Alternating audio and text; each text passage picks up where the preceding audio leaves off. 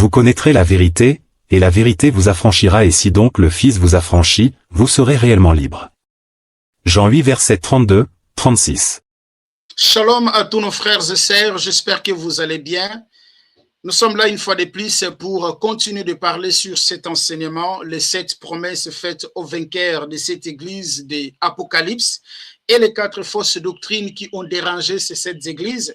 Étant donné que nous sommes en train de vivre le moment de la séduction spirituelle, nous sommes appelés à connaître la parole du Seigneur, à comprendre ce que le Seigneur nous a promis, afin que nous ne soyons pas emportés à tout vent des doctrines.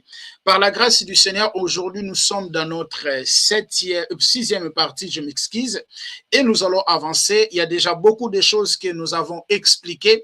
Nous sommes d'abord sur la promesse faite à l'église d'Éphèse, parce que nous allons toucher toutes les promesses qui ont été faites à ces 7 églises et les 4 fausses doctrines qui ont dérangé ces 7 églises, qui est la doctrine des Nicolaïtes, la doctrine de Balaam, la doctrine du judaïsme, ainsi que la doctrine de Jézabel.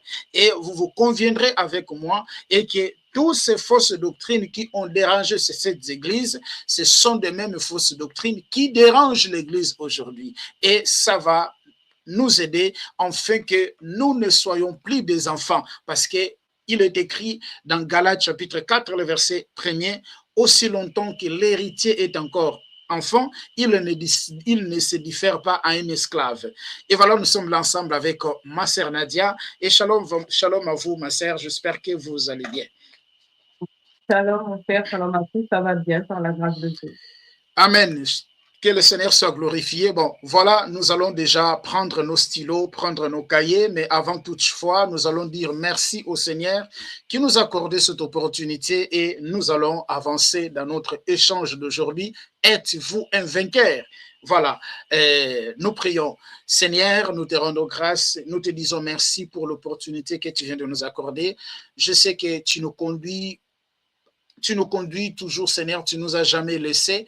Je sais une fois de plus que la chair ne sert à rien, mais c'est l'esprit qui vivifie, raison par laquelle nous laissons ce moment entre tes mains. Conduis-nous par ta grâce, conduis-nous par ton amour, éclaire-nous, Seigneur, mets des expressions certes, afin que ce message, Père, trouve de place, éclaire ton peuple, exhorte, édifie ton peuple, enseigne ton peuple, Seigneur, afin que nous ne soyons plus des enfants, que toute la gloire te revienne, parce que tu es notre Père, au nom puissant de Yeshua, nous disons Amen. Voilà, je vais nous partager déjà la Bible pour nous partager déjà la Bible. Nous sommes dans Apocalypse chapitre 2, le verset 1er jusqu'au verset 7e. Alors, c'est comme je disais, aujourd'hui nous sommes dans notre 6e partie. On a déjà lu à plusieurs reprises, mais nous allons seulement prendre le verset 6 jusqu'au verset 7, parce que c'est là où nous trouvons la fausse doctrine qui a dérangé l'église d'Éphèse, et c'est là aussi nous trouvons la promesse qui a été faite à cette église d'Éphèse. Lorsque je prends Apocalypse chapitre 2, le verset 6, il est écrit, cependant, il y a ceci pour toi, tu détestes les œuvres des Nicolaïtes, tout comme je les déteste, moi aussi, le verset 7, que celui qui a des oreilles écoute ce que l'Esprit dit aux églises, aux vainqueurs, je donnerai à manger du fruit de l'arbre de vie. On a déjà expliqué, manger l'arbre de vie, cela justement veut dire être éternellement avec le Seigneur Jésus-Christ. Mais nous sommes dans notre deuxième point où le Seigneur dit à celui qui vaincra, je lui donnerai à manger le fruit de l'arbre de vie qui est dans le paradis de mon Dieu. Nous sommes dans cette deuxième partie qui est dans le paradis de mon Dieu. Je nous ai expliqué que lorsque nous lisons la Bible, pas expliqué, mais nous avons compris ensemble avec vous, à la lumière des Écritures, lorsque nous lisons la Bible, nous voyons, il y a des termes qui nous parlent du paradis. On a le paradis étant un trône. Lorsque nous prenons 2 Corinthiens chapitre 12, le verset 4, lorsque nous prenons Ésaïe chapitre 66, le verset 1, où on dit que le ciel est le trône de Dieu et sur eux la terre et son marchepied. Même Jésus lui-même a dit aussi, je pense que c'est dans Matthieu chapitre 5 où il a dit, ne jurez pas au ciel parce que c'est le trône de Dieu. Donc nous avons l'expression ciel qui est d'abord le trône de Dieu. Ok, l'expression ciel qui est le trône de Dieu, l'expression ciel qui est aussi les paradis. Parce que lorsque nous lisons dès Corinthiens chapitre 12, le verset 1 jusqu'au verset 4, vous verrez que Paul a été ravi au 3e ciel. Je pense que je nous ai expliqué cela. Et il y a la deuxième expression aussi qui nous parle du paradis, c'est Luc chapitre 23, le verset 43, où Jésus, lorsque Jésus était sur la croix, Jésus va parler aux brigands qui étaient à son côté, qu'aujourd'hui tu seras avec moi dans le paradis. C'est là où je commençais maintenant à nous expliquer l'expression paradis. Il y a des expressions qui parlent du paradis. Le paradis étant un trône là où Dieu habite, ok, voilà, là où il y a les trônes de Dieu, conformément à Isaïe chapitre 66, le verset 1er. Il y a aussi le paradis étant, ok, étant un lien provisoire. Et nous avons compris ensemble avec vous, ok, quand étant un lieu provisoire. Nous avons compris ensemble avec vous que lorsque le Seigneur Jésus-Christ était mort, les brigands là qu'il avait dit aujourd'hui, tu seras avec moi dans le paradis, il n'était pas entré directement au paradis étant le lieu où on va régner éternellement, ou étant un lieu où il n'est pas entré au paradis étant un trône, mais il est allé au paradis provisoire. Il est allé au paradis provisoire. Donc, lorsque Jésus disait aux brigands, nous avons vu avec beaucoup des Écritures, lorsque Jésus dit aux brigands, ok, aujourd'hui tu seras avec moi au paradis, il ne s'agit pas des paradis où nous allons régner pour éternité, mais il s'agit d'un lieu provisoire. Jésus parlait d'un lieu provisoire. Pourquoi? Parce que si il s'agit des paradis où vraiment nous allons habiter éternellement, on va vivre éternellement, alors la Bible se contredit parce que Jésus lui-même dit que les morts entendront la voix du Fils de Dieu et c'est celles qui l'entendront vivront. Et 1 Thessaloniciens chapitre 4 nous dit également et qu'au son de la trompette, à la voix d'un archange, les morts en Christ ressusciteront. Bon, si les morts en Christ sont déjà au paradis, ben ils vont ressusciter encore pour aller où? C'est là où je nous ai dit, nous allons prendre une image, une illustration où le Seigneur Jésus-Christ avait expliqué la vie après la mort. Jésus avait expliqué la vie après la mort, ce qui arrive après la mort. Jésus l'avait expliqué. Mais nous allons prendre cette parabole dans le parabole des riches et Lazare, parce que c'est là où le Seigneur va l'expliquer. Nous allons prendre le parabole du riche et Lazare dans Luc chapitre 16, le verset 19 jusqu'au verset 31. Nous allons l'examiner et nous allons comprendre beaucoup de choses ensemble avec vous, ma sœur. Je ne sais pas si on peut déjà prendre Luc chapitre 16, le verset 31, le verset 16 jusqu'au verset 31. Je lis. Oui, allez-y. Je peux aussi l'afficher ici. Alors, Luc chapitre 16, à partir du verset 16, hein, c'est ça? Oui, Luc chapitre 16, à partir du verset 16. La loi et les prophètes ont subsisté jusqu'à Jean. Depuis lors, le royaume de Dieu est annoncé et chacun use de violence pour y entrer. Il est plus facile que le ciel et la terre. Non, Luc chapitre 16. Oui, 16, c'est ça. Oui, non, on commence à partir de son verset 19 pour qu'on aille rapidement. Voilà, oui, c'est ça, voilà. Il y avait un homme riche qui était vêtu de pourpre et de fin lin et qui chaque jour menait joyeuse et brillante. Un pauvre nommé Lazare était couché à sa porte, couvert d'ulcères et désireux de se rassasier des miettes qui tombaient de la table du riche, et même les chiens venaient encore lécher ses ulcères. Le pauvre mourut et il fut porté par les anges dans le sein d'Abraham. Le riche mourut aussi et il fut enseveli. Dans le séjour des morts, il leva les yeux et tandis qu'il était en proie au tourment, il vit de loin Abraham et Lazare dans son sein. Il s'écria, « Père Abraham, aie pitié de moi et envoie Lazare pour qu'il trempe le bout de son doigt dans de l'eau et me rafraîchisse la langue, car je souffre cruellement dans cette flamme. Abraham répondit, mon enfant, souviens-toi que tu as reçu tes biens pendant ta vie et que Lazare a eu les maux pendant la sienne. Maintenant, il est ici consolé et toi, tu souffres. D'ailleurs, il y a entre nous et vous un grand abîme, afin que ceux qui voudraient passer d'ici vers vous ou de là vers nous ne puissent le faire. Le riche dit, je te prie, donc Père Abraham, d'envoyer Lazare dans la maison de mon père, car j'ai 5 frères. C'est pour qu'il leur atteste ces choses, afin qu'ils ne viennent pas aussi dans ce lieu de tourment. Abraham répondit, ils ont Moïse. Ok, ma sœur, relis le verset. Alors, Abraham répondit, ils ont Moïse et les prophètes, qu'ils les écoutent. Et il dit, non, Père Abraham, mais si quelqu'un des morts va vers eux, ils te repentiront. Et Abraham lui dit, s'ils n'écoutent pas Moïse et les prophètes, ils ne te laisseront pas persuader, quand même quelqu'un des morts ressusciterait. Amen. Amen. Donc, ici, nous avons, le Seigneur Jésus-Christ va donner cette parabole. Il explique la réalité après la mort. Oui. Mais dans cette réalité après la mort, Jésus va prendre l'image des 2 personnages. Jésus va prendre l'image de Lazare et Jésus va prendre l'image du riche.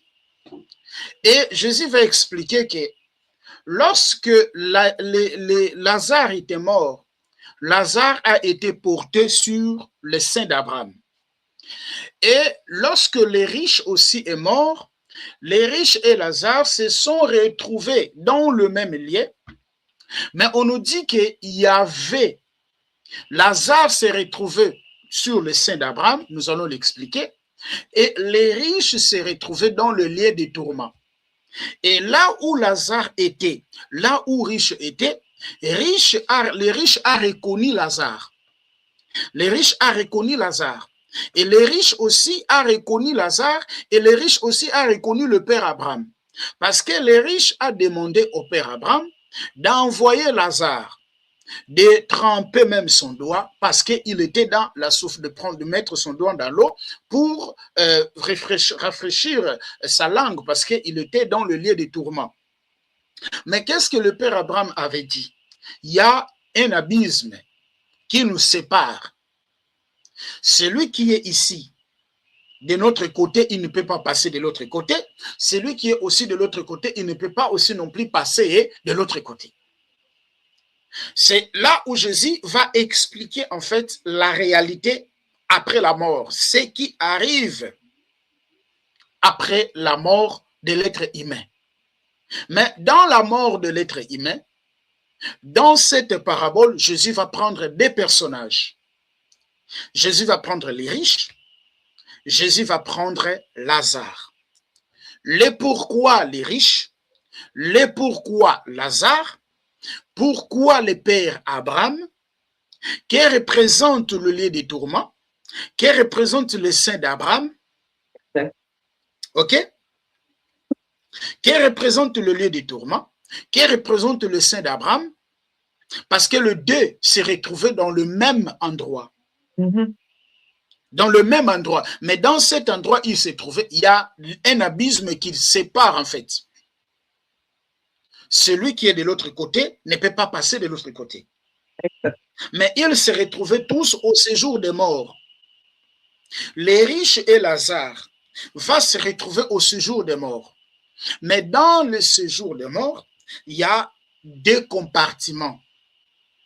Il y a les saints d'Abraham et il y a le lieu des, il y a les saints d'Abraham et il y a les saints d'Abraham, il y a les saints d'Abraham et il y a aussi les lieux des tourments.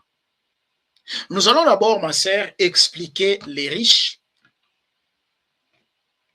Qui est les riches? Est-ce que les riches, selon Jésus, c'est celui qui a beaucoup d'argent?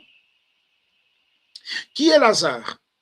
Est-ce que Lazare, selon Jésus, selon cette parabole, c'est celui qui est pauvre, c'est celui qui n'a rien? Qui est riche selon Jésus? Ouais. Maintenant, je fais quelques annotations pour nous permettre de bien cerner cela et je veux vous partager les slides. Comme ça va nous aider à comprendre. Je veux vous partager les slides. Je dis ceci par rapport à ce sujet. Ce que présente, ça, je suis déjà dans Lazare, je dois avancer dans les riches. Le parabole de Lazare, des riches et Lazare. Ce que présentent les riches. Les riches n'est pas condamné parce qu'il possédait de l'argent, mais pour son indifférence totale et son aveuglement spirituel. Donc, les riches ne s'est pas retrouvé dans les lieux de tourment parce que les riches n'avaient pas d'argent, non, mais c'était son aveuglement. Les riches étaient un aveugle. Parce qu'en lisant les textes, on voit que les riches étaient il était un matérialiste et il était un égoïste. Le matérialisme et l'égoïsme, pourquoi? Parce qu'il est vêtu de pourpre et de félin. Il était dans une élixir et chaque jour brillante sa vie, il vit dans une bile de surconsommation centrée uniquement sur son plaisir immédiat. Donc, les riches, c'est pas parce qu'il avait beaucoup d'argent qu'il s'est retrouvé dans les lieux des tourments, non. Mais les riches, là qu'on parle, Jésus fait allusion à ceux qui sont les matérialistes et les égoïstes. Voilà. Ça, c'est le premier point. Et deuxième point, il y a les différences face à la souffrance. On dit que Lazare couché à sa porte, Lazare couché à sa porte, les riches ne pouvaient pas ne pas le voir. Son péché n'est pas d'avoir activement maltraité Lazare, mais de l'avoir ignoré. Les pauvres faisaient partie du décor invisible à ses yeux. Donc, quand bien même que les riches voyaient Lazare, mais les riches l'ignoraient. Les riches ne venaient pas en aide. Est-ce que vous voyez ça? Les riches ne venaient pas en aide. Les riches ne venaient pas pour aider. Il n'était pas là pour aider Lazare. Il n'était pas pour aider Lazare. Il voyait Lazare, mais il ignorait Lazare. Est-ce que vous voyez ça? On va avancer. Aussi, il y a l'absence de nom. Vous verrez que dans les textes, Jésus va faire mention du nom de Lazare. Mais Jésus n'a pas fait mention du nom des riches. Pourquoi? Parce que dans le monde, il était un homme, sûrement quelqu'un d'importance, connu par tous. Mais pourtant, Jésus ne lui a pas mentionné aucun nom dans le perspective divine. Une vie centrée sur soi-même est une vie sans sens. Donc, il n'avait pas une identité parce que la vie de l'homme ne dépend pas de ce qu'il possède. Quoi qu'il avait beaucoup d'argent, quoi qu'il avait beaucoup d'argent, quoi qu'il était riche, mais il n'avait pas une identité. C'est pourquoi Jésus n'a pas mentionné son nom dans les textes, mais on a mentionné les noms de qui? Le nom de Lazare. Donc, les riches, ce n'est pas quelqu'un qui possède beaucoup d'argent, non. C'est quelqu'un qui est matérialiste, c'est quelqu'un qui est égoïste, c'est quelqu'un qui ne vient pas en aide des autres. Il a beaucoup et il voit son frère dans la souffrance, il ne veut pas lui venir en aide. Cette personne n'a pas l'identité devant Dieu. C'est quelqu'un qui compte à ses biens matériels. C'est quelqu'un qui place sa foi à tout ce qu'il a amassé sur cette terre. C'est une personne qui n'a pas l'identité spirituelle. Raison par laquelle vous verrez que Jésus n'a même pas mentionné le nom de ces riches-là. Voilà. Et encore le deuxième point, la fausse sécurité religieuse. Parce que vous verrez que les riches vont mentionner le nom d'Abraham. Ouais. Comment est-ce que les riches avaient compris que celui-là, c'est l'Abraham? Parce qu'ils se retrouvaient tous au séjour de mort. Comment il va connaître que celui-là, c'est l'Abraham? Donc, les riches aussi étaient un religieux. Oui. Étaient un religieux. Parce que ici, Jésus s'adressait à qui? Jésus s'adressait aux pharisiens qui étaient en face de lui. Donc, c'est un religieux qui connaissait Abraham, qui connaissait peut-être aussi l'alliance faite à Abraham, qui connaissait peut-être aussi la promesse que Dieu avait faite à Abraham. Mais il était un matérialiste, il était un égoïste, il était quelqu'un qui n'aidait pas les gens. Voilà. Et nous avons ce type de gens. Jésus va prendre ce type de gens, va les mettre dans la catégorie des riches. Les riches, ici, ce n'est pas celui qui a beaucoup d'argent. Non, non, non, non. Comme beaucoup de gens disent, les riches n'hériteront pas. Si tu es riche, tu ne peux pas être sauvé. Non, c'est faux. C'est faux. Donc, les riches, ici, ce n'est pas celui qui a beaucoup d'argent, mais celui qui est égoïste, matérialiste. Ils ne viennent pas naître des autres. C'est un religieux. Il place toute sa vie sur, voilà, c'est un religieux en fait. Parce que le riche connaissait le père Abraham. Est-ce que vous le voyez, ma sœur? Voilà. Et les riches, voilà, il y avait l'absence des noms. Qui est Lazare?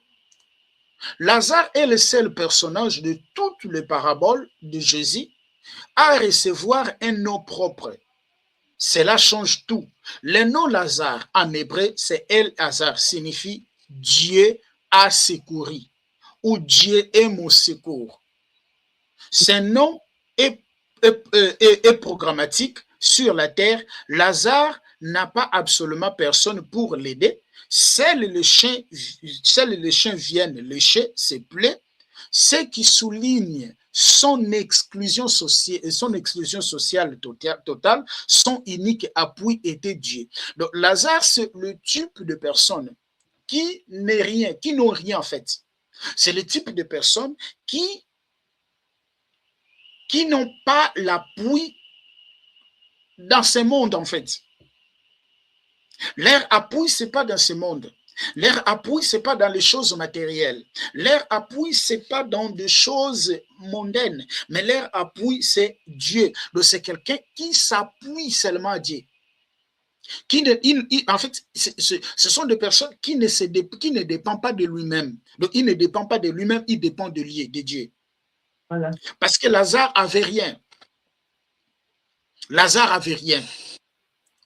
L'appui de Lazare était seulement Dieu. Parce que vous verrez que Lazare, Jésus va mentionner Lazare dans plusieurs textes bibliques. L'exemple de Lazare. OK? La piété silencieuse et la dignité. Lazare ne maudit pas les riches, mais il ne se révolte pas, il ne me dit pas de façon agressive, il entend simplement et il représente les pauvres seigneurs dans l'Ancien Testament, c'est des personnes brisées par la vie qui n'ayant plus rien sur terre, plaçant toute leur foi en Dieu. Donc Lazare, ce sont le type de gens, ma sœur, qui placent sa foi en Dieu. Donc lui, il compte que à Dieu. Voilà. Donc sans Dieu, sa vie, il est plus, en fait, il ne peut plus vivre en fait. Il place toute sa vie en Dieu. C'est ça le type de Lazare. La reconnaissance divine. Alors que le monde ignore son nom, Dieu, lui, le reconnaît personnellement à sa mort. Il n'est pas dit qu'il a eu une sépulcre, contrairement aux riches, mais il est directement porté par les anges dans le sein d'Abraham, le lieu d'honneur et de consolation. Donc, quand Lazare est mort, les types de gens qui dépendent uniquement à Dieu, qui se dépendent totalement à Dieu, lorsque cette personne est morte, cette personne est portée par les anges ou dans le sein d'Abraham. Dans le sein d'Abraham. Mais le riche, lorsqu'il est mort, il va se retrouver où? Au séjour des morts. En fin de compte, la parabole montre que notre identité devant Dieu ne dépend pas de ce que nous possédons, mais de notre disposition de cœur envers Dieu et notre prochain.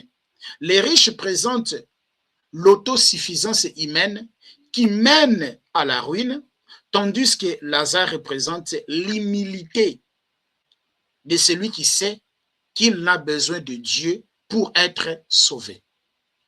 Est-ce que vous voyez ça? Alors Jésus va présenter ces 10 types de personnes, parce que ce sont les 2 types de personnes qu'on a sur terre. On a les gens qui sont égoïstes, qui sont matérialistes, qui ne dépendent pas de Dieu, qui ne veulent même pas savoir de Dieu, et qui sont aussi religieux. Et on a aussi des gens comme Lazare, qui dépendent que de Dieu, qui dépendent que de Jésus pour être sauvé. Sans Jésus pour lui, il le plie en fait. Et ces 2 types de personnes, Jésus va expliquer. Ces 2 se sont morts. Lorsque les 2 se sont morts, les 2 se sont rencontrés dans les lieux des tourments. Mais se sont rencontrés au séjour de mort, pardon. Mais dans le séjour de mort où les 2 se sont rencontrés, Jésus va expliquer qu'il y avait une place pour les riches, il y avait également une place pour Lazare. La place pour les riches, c'était quoi?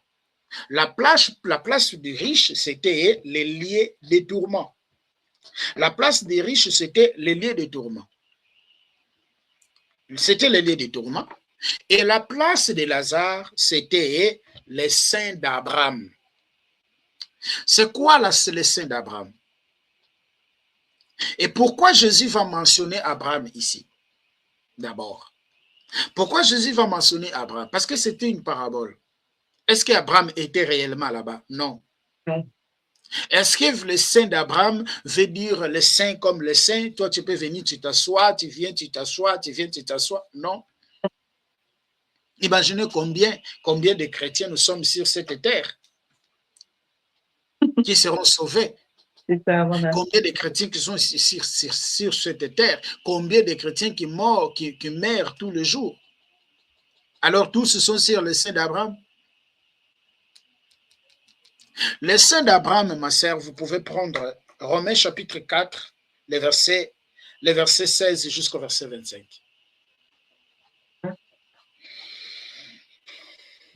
Je vais d'abord parler pourquoi Abraham, en fait. Pourquoi Jésus va parler d'abord d'Abraham.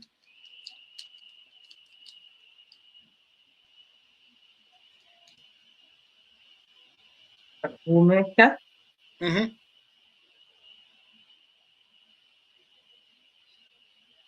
Quel verset? Romains chapitre 4, les versets 16 à 25.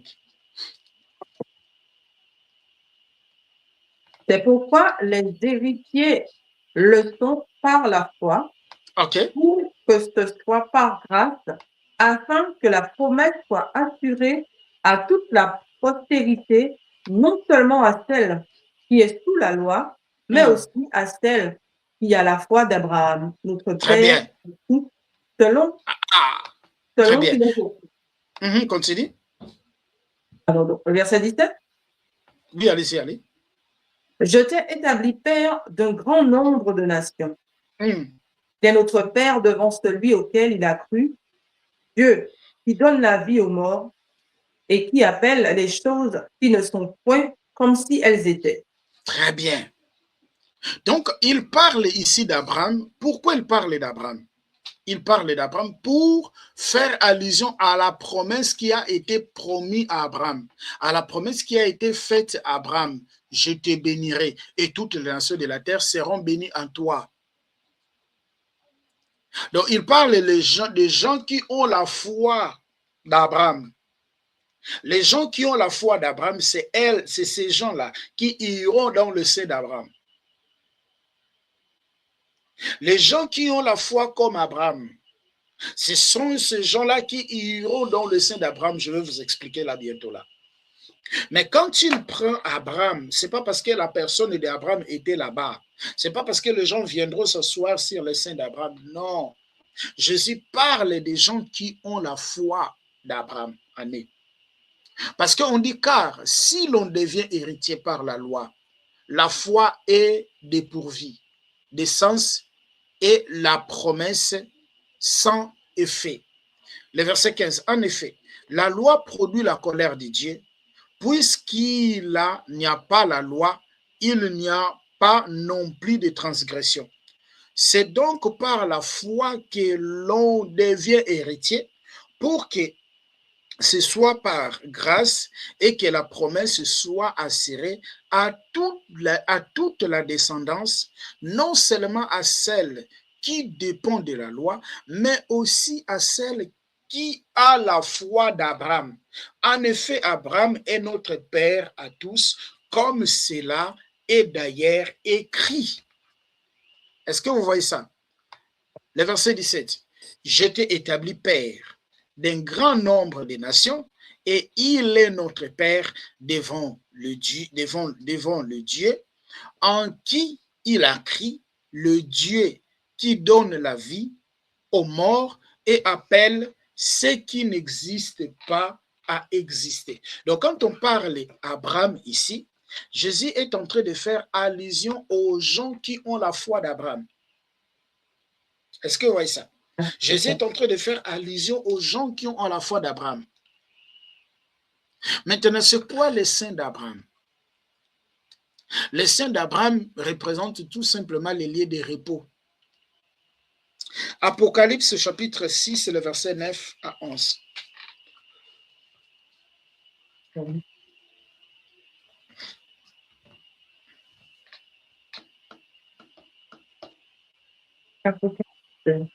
Apocalypse chapitre 6, le verset 9 à 11.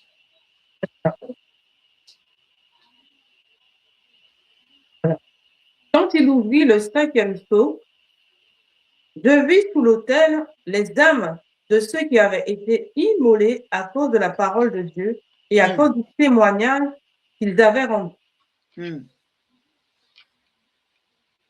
Ils crièrent d'une voix forte en disant: jusqu'à quand, Maître saint et véritable, tardes-tu à juger et à tirer vengeance de notre sang pour les habitants de la terre?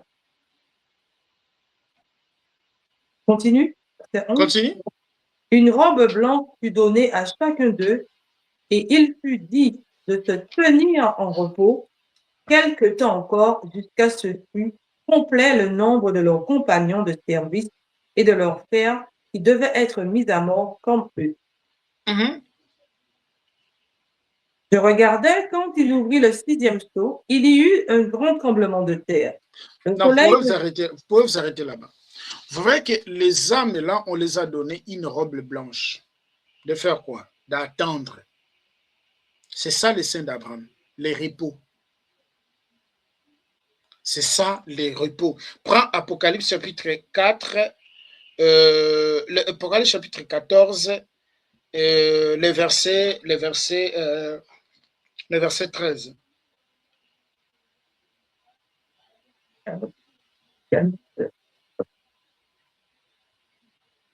Apocalypse 14, c'est ça? Oui, 13. Ok.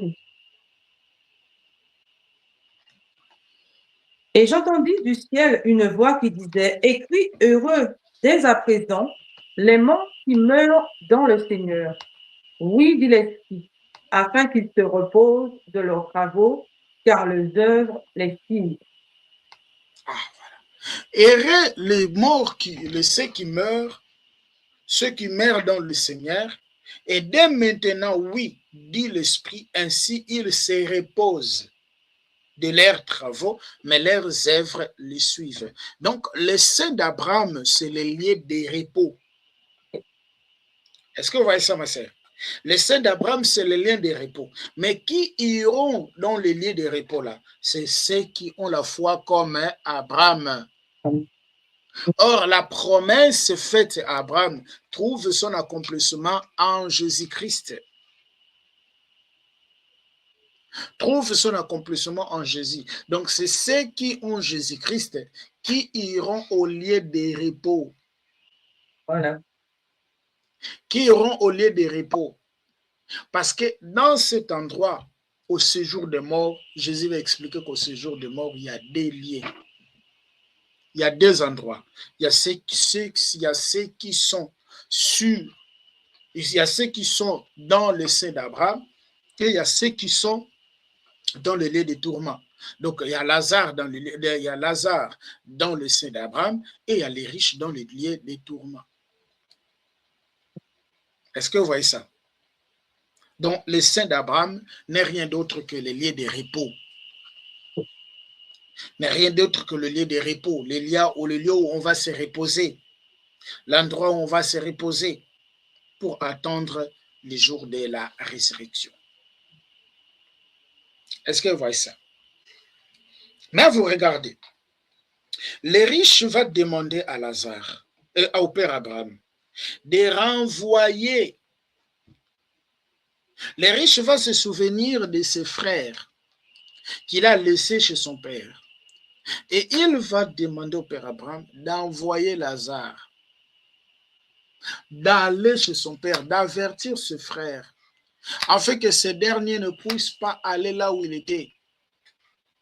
Mais quelle était la réponse que le père Abraham avait donnée? Ils avaient dit, ils ont Moïse là-bas et les prophètes. S'ils les écoutent, ils ne viendront pas ici. Là, c'est les versets 27 jusqu'au verset 31. Est-ce que vous pouvez encore les lire, ma sœur? Comme ça, on va expliquer cette partie. Alors. Toujours dans Luc, chapitre 16, les versets 27 à 31. Okay. Alors, le riche dit, je te prie donc, père Abraham, d'envoyer Lazare dans la maison de mon père, car j'ai 5 frères. C'est pour qu'il leur atteste ces choses, afin qu'ils ne viennent pas aussi dans ce lieu de tourment. Abraham répondit, ils ont Moïse et les prophètes, qu'ils les écoutent. Ah, voilà. Abraham, maintenant, les riches vont aller demander au père Abraham de faire quoi? De ne pas d'envoyer Lazare. Parce qu'il s'est souvenu qu'il y a ses frères qui sont restés et il ne voulait plus que ses frères, il ne voulait pas que ses frères aillent là où il était. Parce qu'il n'y avait plus les moyens de passer d'un endroit à l'autre. Il n'y avait plus ces moyens-là de passer d'un endroit à l'autre. Alors, il va supplier le père Abraham d'envoyer Lazare. D'envoyer Lazare pour que Lazare vienne avertir ses frères. Pour que Lazare vienne avertir ses frères. Mais le père Abraham va lui dire, dommage. Dommage. Ils ont là-bas Moïse et les prophètes. Et les prophètes. S'ils les écoutent, ils ne viendront pas ici. Mais ce qui représente Moïse et les prophètes, il faut écouter Moïse et les prophètes pour ne pas aller au lieu du tourment. Moïse et les prophètes, nous allons prendre d'abord, prends Jean chapitre 5, le verset 39 à 47.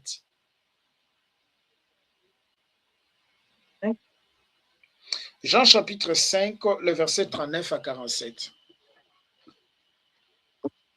Vous fondez les Écritures parce que vous pensez avoir en elles la vie éternelle. Où sont-elles qui rendent témoignage de moi?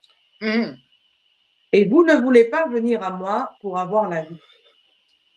Je ne tire pas ma gloire des hommes, mais je sais que vous n'avez point en vous l'amour de Dieu. Je suis venu au Père, je suis venu au nom de mon Père et vous ne me recevez pas. Et si un autre vient en son propre nom, vous le recevez. Comment pouvez-vous croire, vous qui tirez votre gloire les uns des autres et qui ne cherchez point la gloire qui vient de Dieu seul? Ne pensez pas que moi je vous accuserai devant le Père. Celui qui vous accuse, c'est Moïse, en qui vous avez mis votre espérance. Car si vous croyez Moïse, vous me croiriez aussi parce qu'il a écrit de moi. Ah, voilà. Donc, Jésus-Christ va dire que si vous croyez, moi je ne vais pas vous accuser, mais c'est Moïse.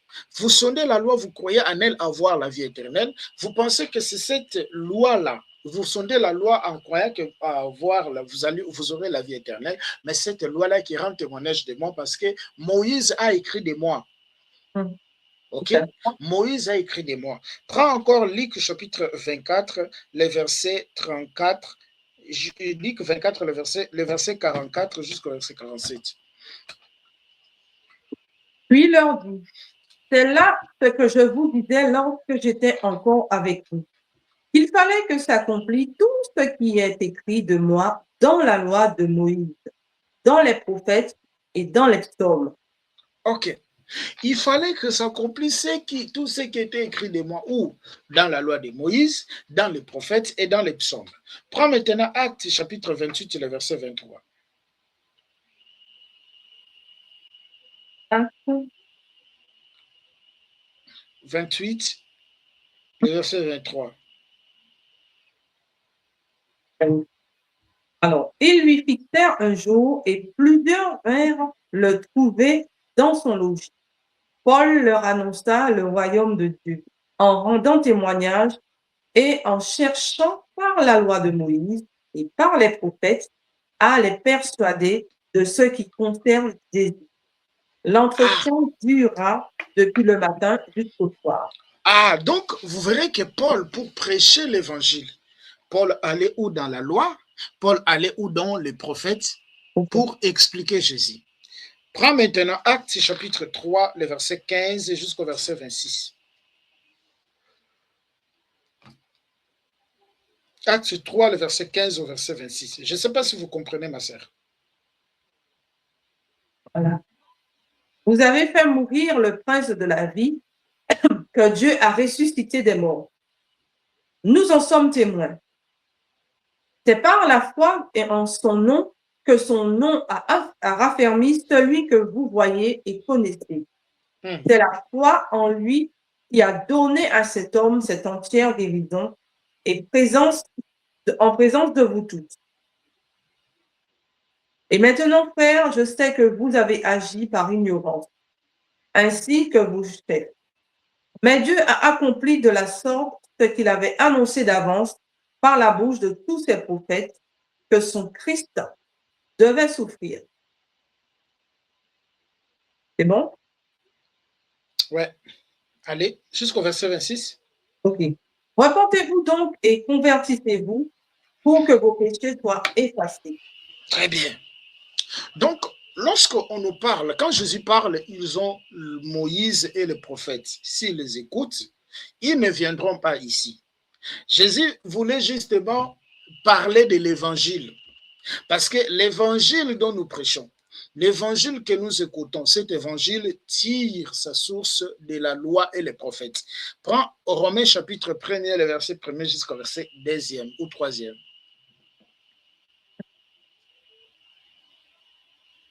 Romains, chapitre 1er. Romains chapitre 1, le verset 1er jusqu'au verset même 3e. Paul, serviteur de Jésus-Christ, appelé à être apôtre, mis à part pour annoncer l'évangile de Dieu, qui était promis auparavant de la part de Dieu par ses prophètes dans les saintes écritures, et qui concerne son fils, né de la postérité de David, selon la chair. Ok. Annoncer l'évangile selon les Écritures. Lorsqu'il parle l'évangile selon les Écritures, il fait allusion à tout ce que la loi dit, à tout ce que les prophètes ont dit. Donc quand Jésus dit ils ont Moïse et les prophètes, c'est pas parce qu'il y aura un prophète qui va surgir, on doit aller demander, non. C'est juste un langage pour dire qu'ils ont la parole. Ils ont la parole. Ils ont mes paroles. Ils ont la parole. Lorsque Jésus dit qu'ils ont la parole, Jésus est en train justement de dire que lorsque Jésus dit ils ont Moïse et les prophètes, Jésus est en train justement de dire qu'ils ont l'évangile. Si ils écoutent cet évangile, qu'ils croient à cet évangile, alors ils ne viendront pas dans ce lieu de tourment. Parce que l'évangile que nous écoutons, c'est celle qui nous sauve. 1 Corinthiens chapitre 15, le verset 1er. 1 Corinthiens 15, le verset 1er. Je vous rappelle, frères, l'évangile que je vous ai annoncé, que vous avez reçu, dans lequel vous avez persévéré et par lequel vous êtes sauvés, si vous le retenez tel que je vous l'ai annoncé, autrement vous aurez cru en vain. Ah, donc cet évangile que nous avons reçu, cet évangile dont nous persévérons, c'est cet évangile qui nous sauve. Mais si nous le retenons tel qu'il a été annoncé, Voilà. donc ce qui sauve, c'est Jésus. Ce qui sauve, c'est l'évangile, la parole. C'est pourquoi Jésus va dire, ils ont le Père Abraham, ils ont Moïse et les prophètes. Le Père Abraham va dire, ils ont Moïse et les prophètes. S'ils ne viennent pas ici, ben voilà. Donc, c'est à eux d'écouter le Moïse, c'est à eux d'écouter les prophètes et d'y croire. Donc, quand Jésus dit ils ont la loi et ils ont Moïse et les prophètes, cela justement voulait dire ils ont l'évangile. Voilà. C'est pas parce qu'on aura la loi de Mosaïque pour qu'on le pratique, non. Voilà. C'est pas parce qu'on aura la loi de Moïse pour qu'on puisse la pratiquer, non. Donc, quand Jésus dit cela, il veut justement dire que l'évangile est là. L'évangile est là, parce que cet évangile doit aller partout. Matthieu chapitre 14, le verset 10.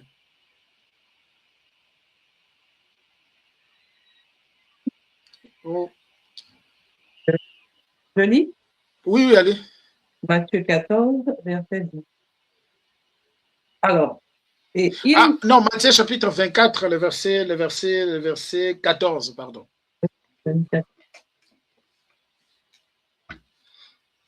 Cette bonne nouvelle du royaume sera prêchée dans le monde entier pour servir de témoignage à toutes les nations, alors viendra la fin.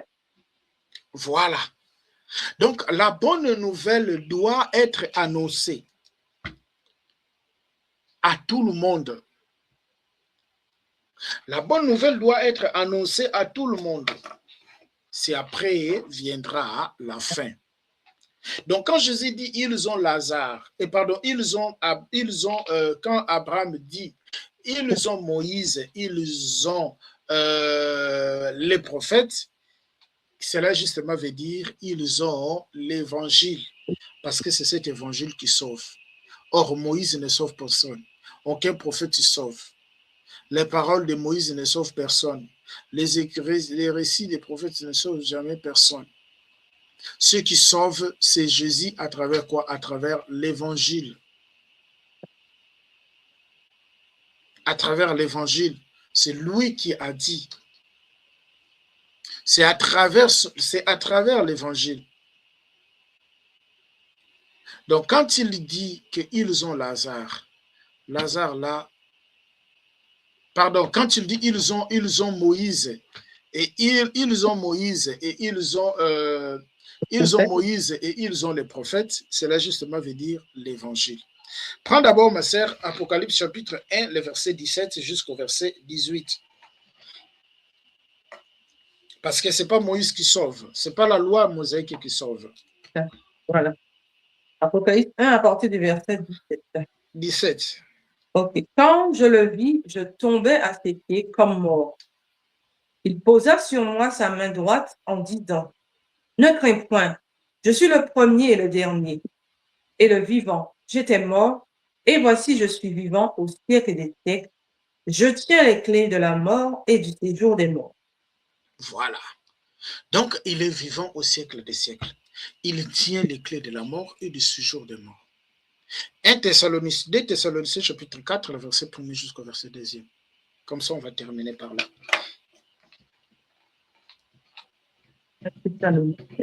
4. Oui, 1 Thessaloniciens 4, le verset 1 à 2. Okay. Au reste, frères, puisque vous avez appris de nous comment vous devez vous conduire et plaire à Dieu, et que c'est là ce que vous faites, nous vous prions et nous vous conjurons au nom du Seigneur Jésus de marcher à cet égard de progrès en progrès. Vous savez en effet quels préceptes nous vous avons donnés de la part du Seigneur Jésus.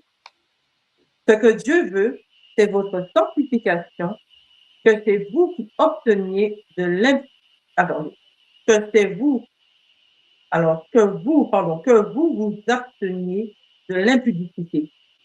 C'est que chacun de vous sache posséder son corps de la sainteté et de l'honnêteté, sans vous livrer à une convoitise passionnée comme font les païens qui ne connaissent pas Dieu. C'est que personne n'use envers son frère de fraude et de cupidité dans les affaires, parce que le Seigneur tire vengeance de toutes ces choses, comme nous vous l'avons déjà dit et attesté. Car Dieu ne vous a pas appelé à l'impureté, mais à la sanctification.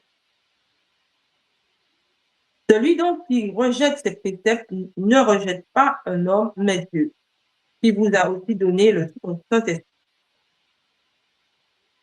Pour ce qui est de l'amour fraternel, vous n'avez pas besoin qu'on vous en écrive, car vous avez vous-même appris de Dieu à vous aimer les uns les autres.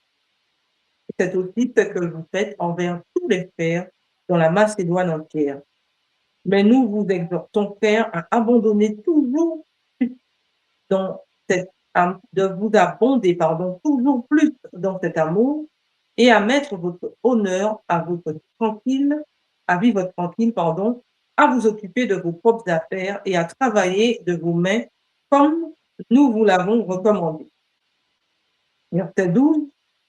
En sorte que vous vous conduisez honnêtement envers ceux du dehors et que vous n'ayez besoin de personne.